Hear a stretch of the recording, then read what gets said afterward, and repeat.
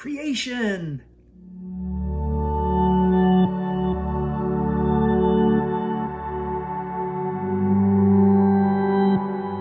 Hi everybody, I'm Marcus and this is the Catholic Youth Minister. Welcome to our new series, Journey Through the Bible. I am so excited to dig into this book with you and go through all of it and see what it's all about. But there's something we need to keep in mind before we approach this, because this is not like other books. The Bible is a library. That's right, the Bible is a library. So it has different books in it, written by different authors from different time periods who are talking about different things and trying to express it in different ways, even in different genres. So when you walk into a library, you can go to the history section, you can go to the poetry section, you can go to the fiction section, you can go to all these different sections for different genres, and the Bible is the same way. So one thing we'll be keeping in mind as we walk through the Bible is, what genre are we reading? Because if you're in different parts of the Bible, you'll be reading different genres. So keep that in mind. If you're someone who's always wanted to own your own personal library, well, guess what? If you own a Bible, you already do. So without any further ado, let's get into it.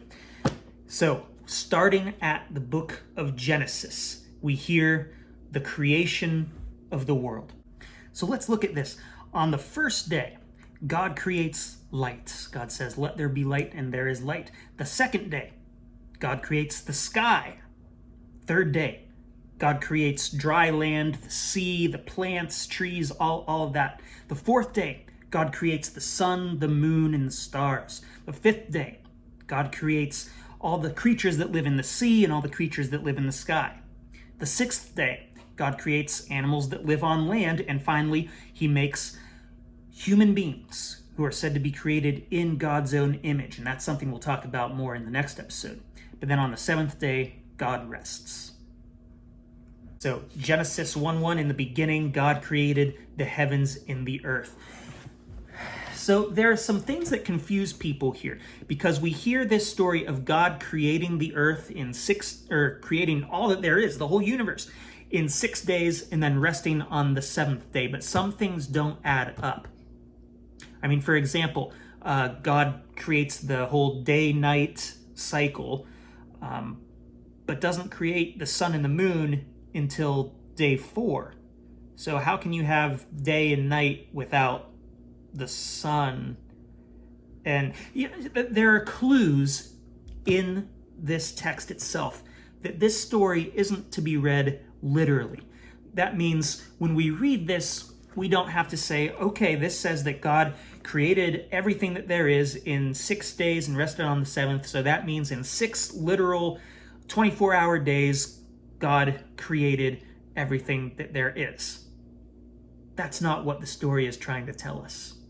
See, at the time that this was written, there were other myths about creation that were spread around the ancient Near Eastern world. And this addresses some of the concerns that people had with some of those other myths that were floating around. So this is not trying to tell us really how God created. It's not trying to tell us when God created. It's just telling us that God created, that everything that exists, God created ex nihilo. That means out of nothing. God created out of nothing. And God created simply because God desired to create, God desired to share the love that God has. So within this, you'll hear some Christians say, well, we have to believe this literally. And because of that, we can't believe anything like evolution or the Big Bang Theory or anything like that. Fun fact, the man who first came up with the Big Bang Theory was a man by the name of Father George Lemaitre. He was a Catholic priest, bivocational, so he was a Catholic priest, but he was also a scientist. He came up with this idea of the Big Bang Theory that is now generally accepted by all of science, and he saw it as not contrary to God creating, but he saw it as a way of us seeing into how God created. So within the Catholic Church, we are free to believe in evolution. Why? Because the book of Genesis really isn't interested in telling us about science. It's just telling us that God created. So in this first chapter of Genesis, we hear about God creating all that there is. God says, "Let there be light," and there was light. So that's still something that God does for us today, for each one of us. When we come to know God, God says to each one of us, "Let there be light," and our lives are filled with the light of Christ. See, God is still creating us anew every single day, if we allow God to. Right? But something interesting that I want to draw out of God creating is that God separates out the waters.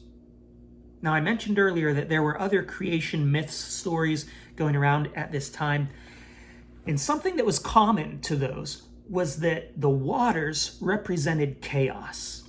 And because of that, the gods always had trouble controlling the waters because it represented chaos. How do you control chaos? But in our creation story, God separates out the waters like nothing. God is the one who created the waters. So to that original audience, the first people who would have heard this story, that would communicate that God has complete control over chaos, whereas the other gods that people were talking about didn't. And that is true even today, that God has complete control over chaos, over the chaos in our own lives, over the chaos in our world, which we look around and we see so much of it, and we think, how does God have control of this chaos? Well, we trust that God does, that God is acting in our world, in our lives, in our communities, and that everything is in God's control. So at the very beginning of Scripture, it tells us not how God created or